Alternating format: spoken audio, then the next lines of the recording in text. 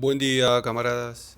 Quería compartir esta publicación del día de la fecha que me pareció muy interesante, del periodista Eduardo Fidanza.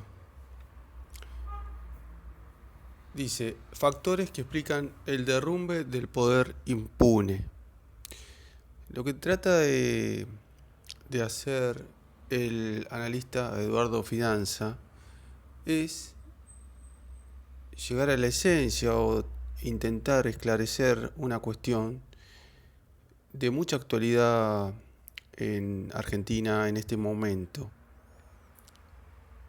¿Cómo puede ser que dos hombres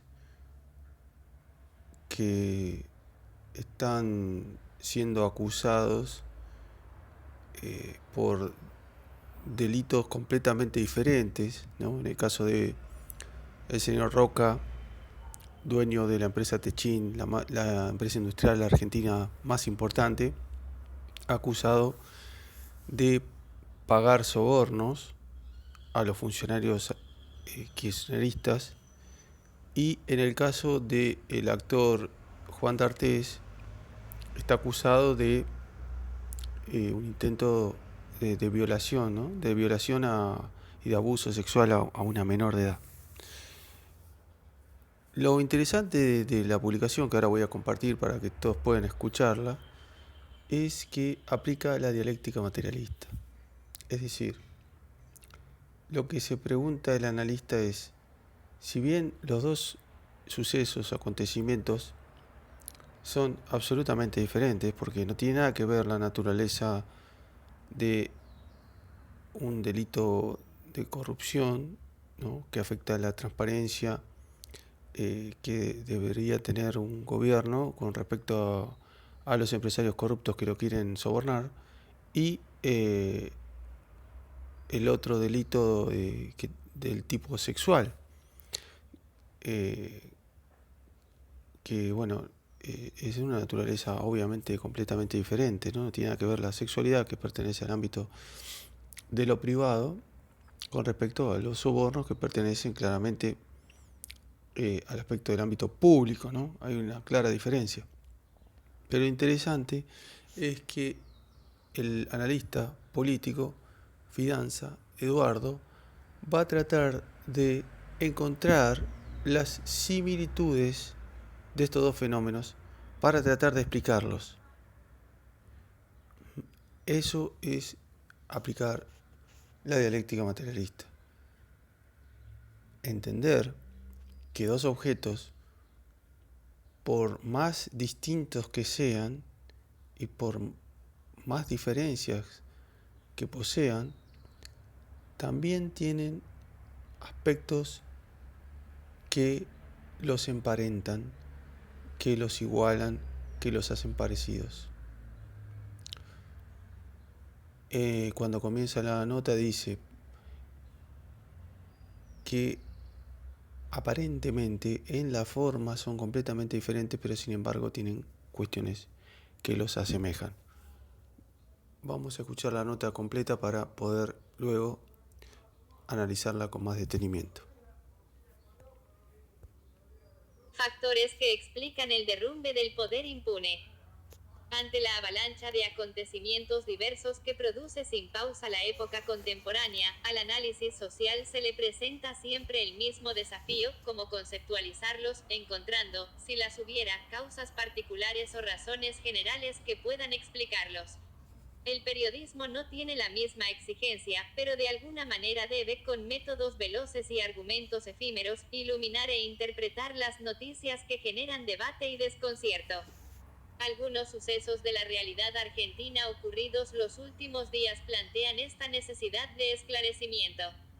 Nos referiremos básicamente a dos que en apariencia son muy distintos: la saga de los cuadernos de Centeno, cuya derivación llevó al procesamiento de uno de los principales empresarios del país, y la conmovedora denuncia de una actriz que acusa a un actor de haberla violado cuando era menor de edad. ¿Cuáles podrían ser las afinidades entre estos sucesos que en otros aspectos no tienen nada que ver? Las diferencias son claras, de modo que lo interesante es mostrar los parecidos.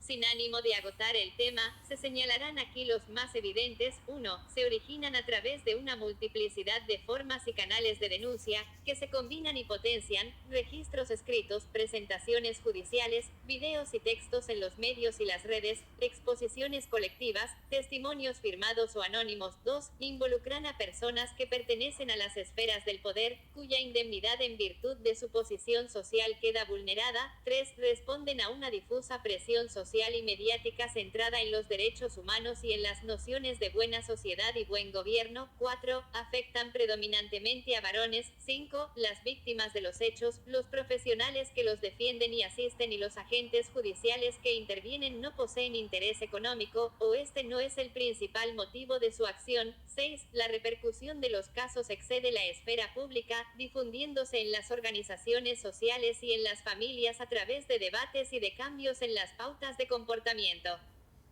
Tal vez una serie de factores convergentes, externos e internos, contribuyan a explicar la detonación de estos hechos en la Argentina. En el plano externo pueden señalarse: 1. Una corriente mundial de lucha contra la corrupción, originada en la preocupación por el narcotráfico, el terrorismo y el descontrol del capital financiero, y facilitada por los recursos tecnológicos de monitoreo. 2. Nuevos sujetos sociales, cuya acción se centra en las reivindicaciones de la identidad y la dignidad antes que en la redistribución de los bienes económicos. 3. El periodismo de investigación transnacional. Y 4. La presión social para ampliar los derechos humanos y transparentar la política y la economía. Entre sus virtudes, la globalización de las comunicaciones convirtió estas demandas en una preocupación compartida por miles de millones de individuos. Los gobiernos ya no pueden permanecer indiferentes ante estas tendencias. En la Argentina, a esos factores mundiales se le suma un inadvertido y novedoso proceso que puede resumirse en 5 fenómenos. 1. La puesta en discusión de las prerrogativas implícitas concedidas a las personas de poder para actuar sin restricciones morales. 2. El resquebrajamiento de las cadenas de mandos y de las lealtades corporativas. 3. La autonomía de las redacciones respecto de la orientación editorial en los diarios independientes. 4. El crecimiento de la reivindicación de los derechos civiles, potenciada por el debate sobre el aborto y las denuncias de corrupción. Y 5. Un gobierno que no quiere o no puede controlar a los medios y a los otros poderes del Estado. Esta nueva configuración está derrumbando la impunidad de las élites argentinas. Ya nadie les garantiza protección a los de arriba y esto, como dice el colectivo de actrices, recién empieza. Las esferas pública y privada se superponen arrinconando a los poderosos. Los presuntos negocios turbios del principal industrial del país lo han puesto bajo sospecha y escarnio, junto a un actor destrozado por denuncias sobre violencias íntimas difíciles de rebatir. Se sueltan las manos, se quiebran las solidaridades y los encubrimientos estamentales. El dinero no sirve para acallar a las víctimas. Los periodistas ejercen la crítica e investigan más allá de la línea editorial de sus medios. Los jueces no reciben directivas. La protesta contra las nuevas injusticias se amplifica. ¿Acaso una novedosa cultura emerge entre las fisuras de las corporaciones que dominaron la sociedad durante años? En este contexto, no sabemos si las reivindicaciones de la dignidad, el género y la transparencia convergerán o no con las demandas de mayor justicia económica. Tampoco sabemos si ante la severidad del ajuste estos reclamos contribuyen a descomprimir la presión social. Pero, en cualquier caso, si advertimos algo que puede expresarse con un refrán que usaban nuestros abuelos: que los dueños del poder en la Argentina vayan poniendo las barbas en remojo. Fin de la nota. Bueno, en primer lugar, lo que decía al principio del video, ¿no? Siempre cuando un marxista estudia un texto en el cual el autor aplica el marxismo, la dialéctica materialista, es decir, trata de comprender un fenómeno, un objeto, un concepto, algo de la realidad que tiene existencia material, a través de contradicciones, ¿no? El señor Fidanza trató de encontrar la esencia de lo que está pasando en este momento, de las reivindicaciones sociales, del cambio cultural que, como él llama, aplicándolo concretamente en dos objetos muy importantes, como decía el autor, centrándose en las similitudes, ya que todo el mundo se da cuenta, es muy evidente que son dos objetos completamente diferentes. Entonces, repasemos un poquito para hacer un análisis ya más concreto. Dice que,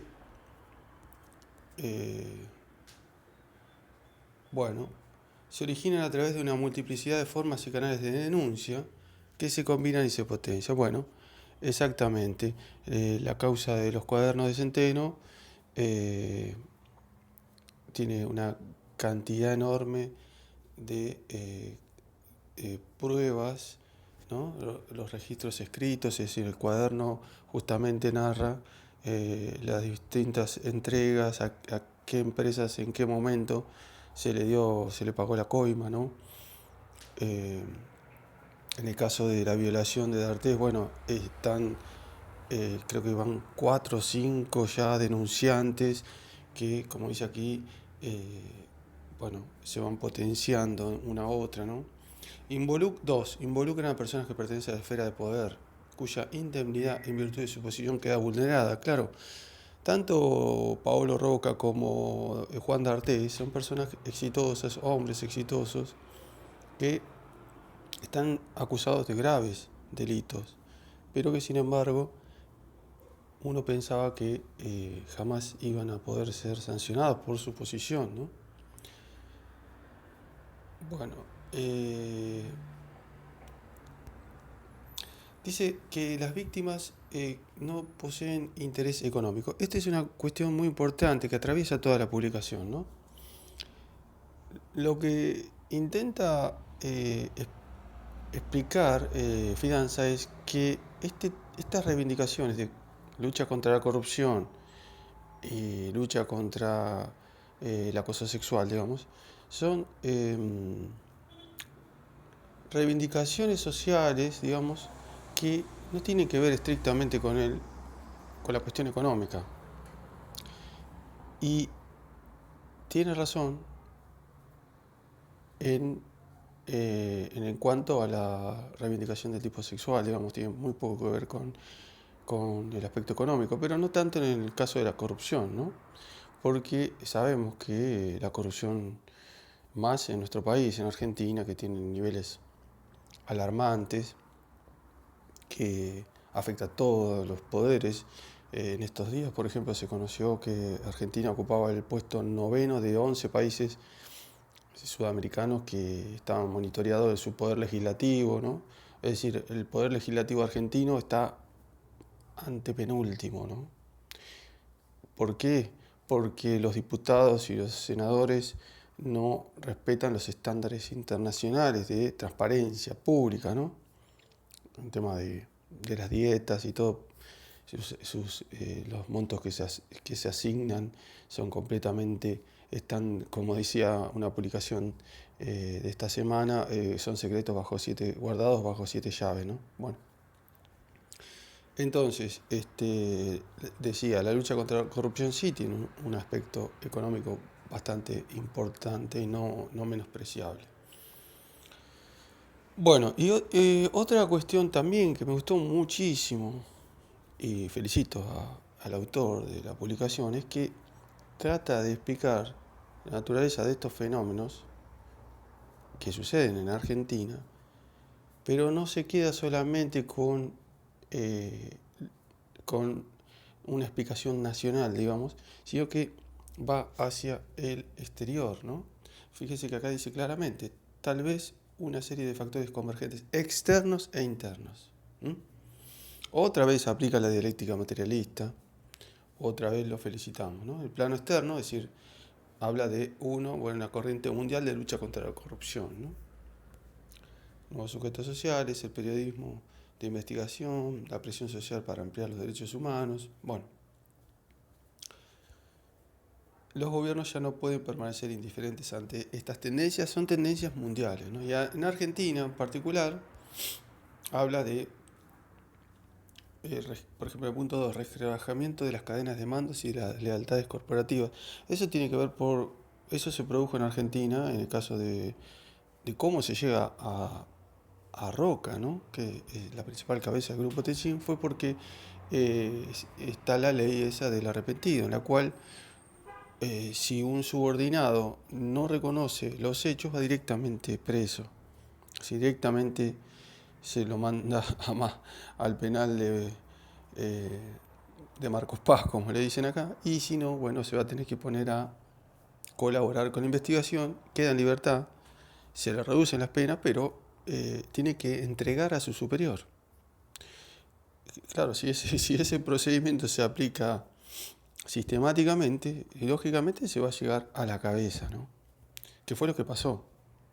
Es decir, acá lo que el autor no trató, que bueno, quizás por cuestión de espacio, en una publicación es algo muy corto, pero lo que no trató es por qué se produce cuáles son las causas de este rescre, rescre, ¿cómo dice? Resquebrajamiento de las cadenas de mandos y de las lealtades corporativas. Fue producto, digamos, de la sanción de esta ley, ¿no? Que utilizó el juez que llevó la causa. Bueno, y, eh, lo que vamos ahora a los aspectos negativos de la nota, que son muchos, ¿no? Este periodista trabaja para La Nación, que es un diario, según él, independiente, ¿no? En realidad no es así, ¿no? Es un diario que está comprometido con el imperialismo yanqui y que apoya al gobierno de Cambiemos. Por eso, por ejemplo, eso se desliza acá cuando dice un gobierno que no quiere controlar los medios y a los otros poderes del Estado. Eso es absolutamente falso, ¿no? En el caso de no puede, bueno, puede llegar a ser un poquito más cierto, pero este gobierno se ha caracterizado por tratar de controlar a los otros dos poderes a través de los mismos mecanismos que utilizaba el gobierno anterior, ¿no? El manejo de los fondos, en el caso de la Cámara de Senadores, donde le da o no le da a un gobierno, a un gobernador de una provincia, si el senador que responde a ese gobernador apoya o no apoya las iniciativas legislativas del gobierno, ¿no? En el caso de la justicia tiene operadores que están permanentemente acosando a los jueces, los amenazan con bueno, distintos tipos de, por ejemplo, someterlos a un jury de enjuiciamiento si no acatan sus decisiones o manejos mucho más turbios, ¿no? También, por ejemplo, con sus amigos, ¿no? El nuevo presidente de la Corte es claramente un personaje que llegó a ese poder auspiciado por el grupo Clarín, ¿no? Que es socio de La Nación. O sea, Fidanza no puede desconocer todo este tipo de cosas, ¿no? Y decir que este gobierno no quiere controlar a los medios y a los otros poderes del Estado es una falacia tan grande que, bueno, solo puede ser presentada por una persona que escribe justamente en uno de esos medios, en uno de esos grupos económicos como La Nación, que están alineados con el gobierno, ¿no? Y bueno, se pregunta también acá, por un momento de la publicación, si, dada la crisis económica tan importante que tenemos en Argentina, estas, estos, estos sucesos, digamos, que si bien, digamos, no solucionan, no mejoran la calidad de vida o el poder adquisitivo de las masas en lo inmediato, pueden servir como un consuelo o pueden ayudar a frenar un poco el descontento social, ¿no? Es decir, bueno, no tenés para comer, pero bueno, ya no te van a tocar más en un subte o no te van a violar. Entonces, una mujer tendría que estar más contenta y eso, ese estar más contenta no la llevaría eh, a manifestarse o a pedir aumento de salario, ¿no? Bueno, eh, que se plantee esa pregunta ya es algo ridículo, ¿no? Más eh, en estos días, en los cuales en las manifestaciones de masas en Francia de los chalecos amarillos quedó muy claro que lo que une, lo que fogonea ese movimiento es la indignación que tienen los franceses con su gobierno. Macron dimisión, ¿no? Fue la principal consigna, es decir, piden la dimisión de su presidente porque este Macron impulsó una agenda, ¿no? Bueno, la agenda de siempre, la neoliberal, ¿no?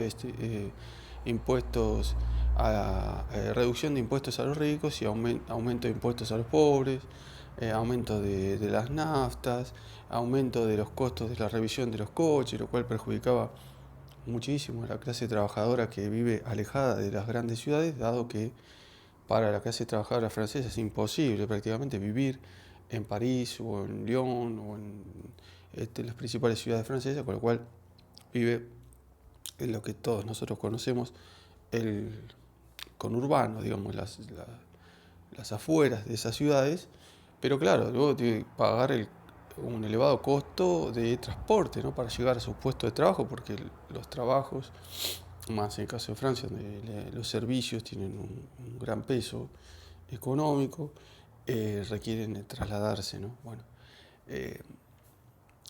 es completamente ridícula, digamos, la pregunta, el planteamiento de finanzas. La única explicación que yo le encuentro es que en este momento la burguesía argentina no puede solucionar el problema económico y como medio de mitigar ese problema intenta presentarse como a la cabeza de luchas que justamente hoy está reflejada en la página principal, ¿no? En la portada del diario La Nación. Hoy dice que el gobierno de Macri está preocupado en esta cuestión y va a impulsar una ley de género. Bueno, ahí se entiende muchísimo más, ¿no? La esperanza que tiene el gobierno argentino es que maquillando estas cuestiones, presentándose falsamente como a la cabeza de quien lucha contra la corrupción, que lucha contra los abusos sexuales, de esa forma logre captar algunos votos que se le escapan por la crisis económica. Bueno, es una esperanza totalmente infundada. Primero porque ¿cómo alguien le puede creer a un presidente que lucha contra la corrupción cuando él tiene más de 150 causas judiciales, cuando manda su dinero a paraísos fiscales, cuando tiene causas de contrabando, cuando intentó que el Estado argentino le perdone 70.000 millones de pesos de deuda a su propia familia, ¿no? Es decir, ¿cómo un funcionario va a luchar contra la corrupción cuando lo primero que hace es tratar de defraudar al Estado, al gobierno al cual él sirve? Bueno, y lo mismo en el caso del abuso sexual, la lucha contra... este presidente fue el que dijo que, por ejemplo, cuando Pino Solana decía que había que luchar contra los prostíbulos en la ciudad de Buenos Aires, dijo, bueno, pero sí, los prostíbulos dan trabajo, ¿no? Fíjate que hay un prostíbulo, un lavadero, un prostíbulo, un lavadero. Bueno,